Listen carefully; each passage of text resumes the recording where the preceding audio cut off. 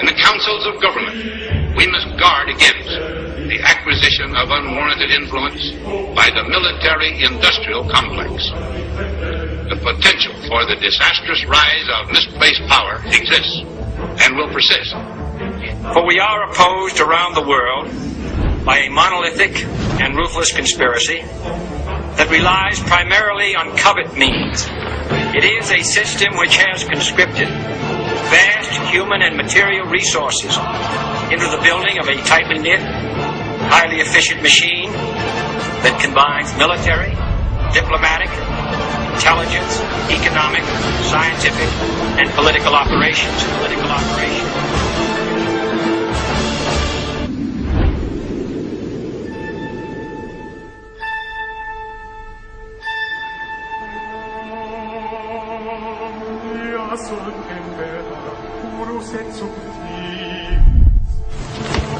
So we have a special envoy today.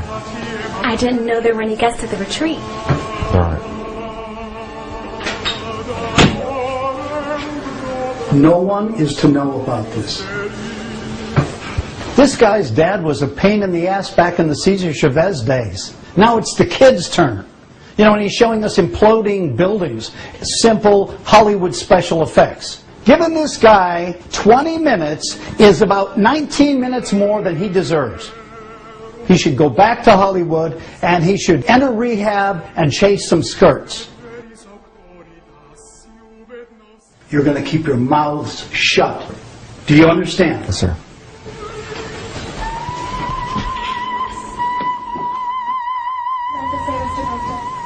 Charlie. Good afternoon, Mr. President.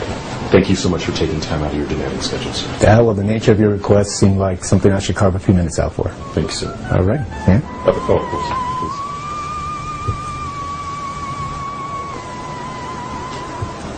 Well, I should start out by pointing out to you, sir, that I voted for you as your promises of hope and change, transparency and accountability, as well as the concept of putting the government back into the hands of the American people, struck an emotional chord in me, which I hadn't felt in quite some time, perhaps ever.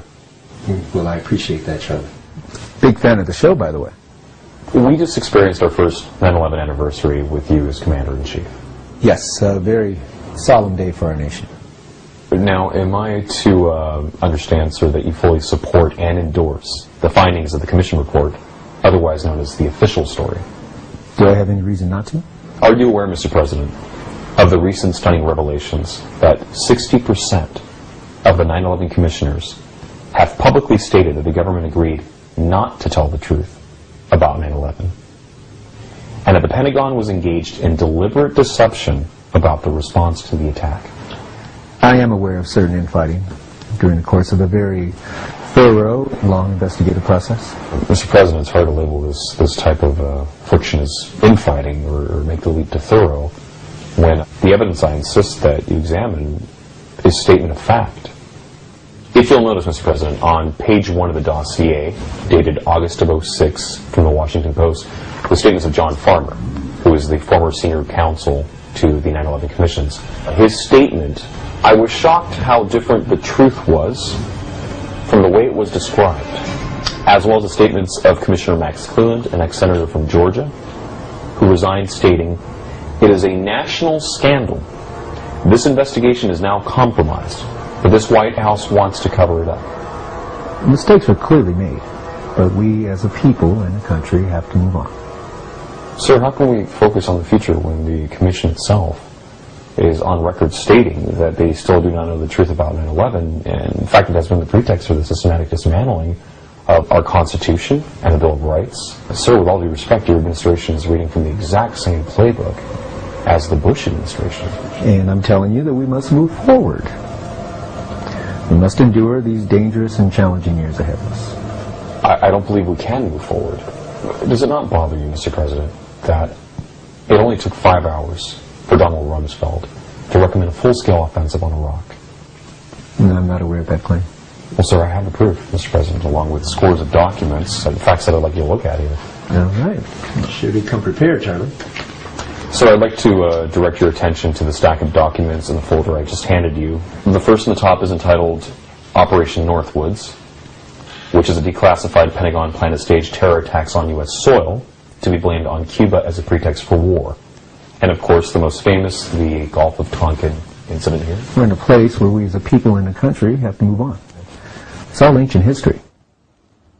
Well, fair enough, sir. Then let's talk about recent history. The next document in your folder was published by PNAC, and it's entitled Rebuilding America's Defenses, and was written by Dick Cheney and Jeb Bush. And to quote from the document, sir, "The process of transformation, even if it brings revolutionary change, is likely to be a long one, absent some catastrophic and catalyzing event like a new Pearl Harbor." Your thoughts on this statement, Mr. President? In matters of national defense, all scenarios must be carefully considered. But in this case, I have to tell you that the families and yourself have to understand that we're doing everything we can to protect you. Mr. President, I realize that we're on very short time here, so please allow me to run down a list of bullet points that might illuminate some reasons why we don't embrace the warm hug of federal protection. Of course, fire away. You've come this far. Please keep in mind, Mr. President, that everything I'm about to say is documented as fact and part of the public record. First, on the FBI's most wanted list, Osama bin Laden is not charged with the crimes of 9/11. Number 2, FBI translator Sibel Edmonds was dismissed and gagged by the DOJ after she revealed that the government had foreknowledge of plans to attack American cities using planes or bombs as early as April 2001. In July of 2009, Mrs. Edmonds broke the federal gag order and went public to reveal that Osama bin Laden, Al-Qaeda, and the Taliban were all working for and with the CIA up until the day of 9/11. Number 3. The following is a quote from Mayor Giuliani during an interview on 9/11 with Peter Jennings for ABC News. "We were told that the World Trade Center was going to collapse, and it did collapse before we could actually get out of the building. So we were trapped in the building for 10, 15 minutes, and finally found an exit and got out, walked north, and took a lot of people with us." Who told them this? Number 4, in April 2004, USA Today reported, in the 2 years before the September 11 attacks, the North American Aerospace Defense Command conducted exercises simulating hijacked airliners used as weapons to crash into targets and cause mass casualties. Article number 5, World Trade Center Building number 7, a 47-story building that was not struck by anything yet still managed to collapse. Number 6, scores of mainstream news outlets reported that the FBI conducted an investigation of at least 5 of the 9/11 hijackers being trained at U.S. military flight schools. Number 7, hundreds of eyewitnesses, including first responders, fire captains, news reporters, and police, all described hearing multiple explosions in both towers before and during the collapse.